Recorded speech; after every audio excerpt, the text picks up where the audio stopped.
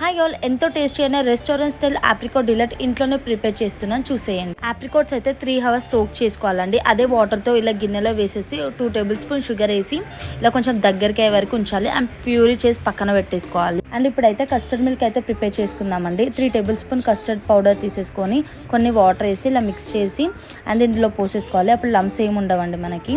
And fresh cream అయితే ఒక బౌల్లో తీసేసుకున్నాను.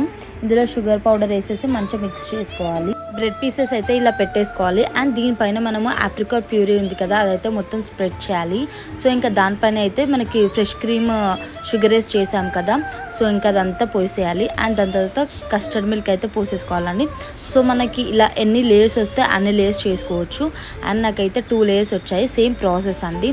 అండ్ మనం చిల్డ్గా తింటే చాలా అంటే చాలా బాగుంటుంది. సో నేనైతే ఒక 2 hours ఫ్రిడ్జ్లో పెట్టి తీసాను. సూపర్గా ఉండే టేస్ట్. మీరు కూడా తప్పకుండా ట్రై చేయండి. And please do subscribe to my channel.